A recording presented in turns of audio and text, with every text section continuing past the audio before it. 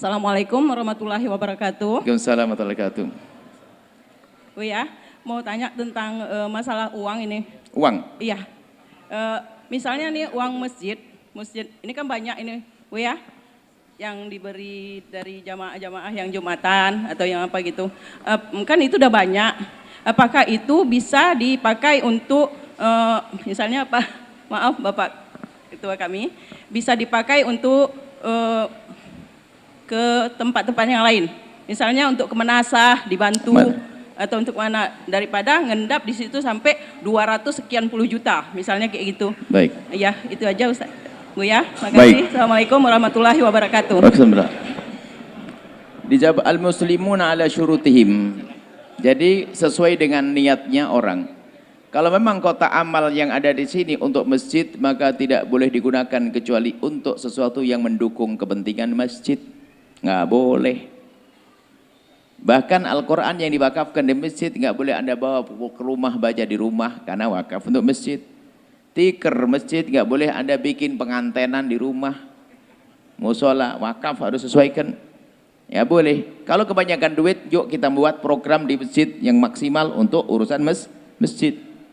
Masjid itu punya kehormatan yang luar biasa karena wakafnya untuk masjid, sedekahnya untuk masjid. Kecuali di situ Anda pasang kota amal di depan, kota amal untuk madrasah di sana. Kau masuk di situ, berarti jaringnya ke madrasah. Tapi minta izin sama ketua masjid, enak aja pasang-pasang kota amal. Nah ini harus ada adabnya. Jadi seperti itu, masjid harus waspada. Kemudian juga pengurus masjid nggak boleh enak-enak bagi-bagi. Wah ada tanah urukan lebih, ambil sana, ambil. Kalau ambil itu adalah tanahmu sendiri, jangan tanah masjid. Kadang-kadang ada genteng bekas langsung dikasih-kasih. Oh enggak boleh. Genteng bekas di masjid yang sudah tidak dipakai nggak boleh dibagi-bagi. Lalu bagaimana? Karena itu wakaf untuk masjid, maka harus kembalikan ke masjid. Kalau memang masjid tidak memerlukannya, dijual dengan harga normal, uangnya dikembalikan ke masjid. Hati-hati. Ini mohon maaf, ini masjid itu adalah ada kehormatan yang khusus. Ini sebab masjid itu yang mempromosikan langsung Allah. Membana lillahi masjidan dari Nabi, pokoknya urusan masjid. Wa inna ma ya'muru masjidallah. Ini adalah seruan. Jadi orang senang masjid, jangan sampai duitnya dibawa keluar. Boleh untuk mendukung program masjid. Nah ingat, uang untuk masjid ada dua macam. Jika yang memberikan, mewakafkan dengan menentukannya, maka Anda tidak boleh merubah kecuali ditentukan. Misalnya apa? Saya wakaf masjid untuk lampu penerangan masjid, maka hanya digunakan untuk penerangan masjid. Tapi kalau dia memberikan yang pakai ngomong, boleh Anda gunakan apa saja, tapi harus ada hubungannya dengan masjid, termasuk program masjid tentang pengajian-pengajian. Sah. Itu seperti itu. Ini kehormatan masjid itu penting banget. Dan kami yakin di sini sudah berlaku yang semacam itu hanya sekedar pertanyaan saja. Kalau ternyata ada perbedaan antara pertanyaan dengan program masjid, ini semua adalah untuk kebaikan, tidak boleh kita menjadi bermusuhan dengan siapapun. Kita harus hidup saling mengingatkan dan saling mencintai karena Allah. Memang betul, waktu tadi katanya nggak mulai. Cuman kami ingin, setelah ini kami ingin duduk di sini 5 menit. Setelah Assalamualaikum, doa duduk 5 menit, 10 menit. Untuk apa? Yang bagi yang mau berjuang saja. Buya ingin bergabung dengan para ulama, ustadz-ustadz, pengen membuat sekolah besar di sini. Barangkali ada yang punya tanah, saya punya duit banyak, saya punya ilmu, punya tenaga, boleh tinggal ngobrol dengan saya. Setelah ini, saya ingin jaring. Saya akan curi hati Anda untuk bisa berjuang dengan kami.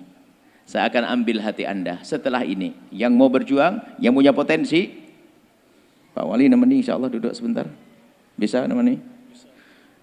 Karena sudah ngomong Pak Wali, saya ingin buat pondok tapi tidak dari dana pemerintah. Pak Wali biar tahu kan, saya ngomong Pak Wali, kalau dari koceknya Pak Wali boleh, tapi kalau dana negara nggak perlu dengan saya. Itu program saya. Karena Pak, saya rindu yang dikocek Anda.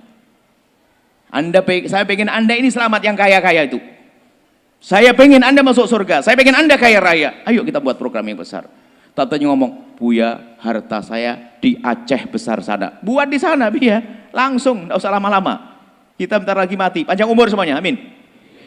Tapi tetap akan mati. Jadi kita ingin buat program di sini.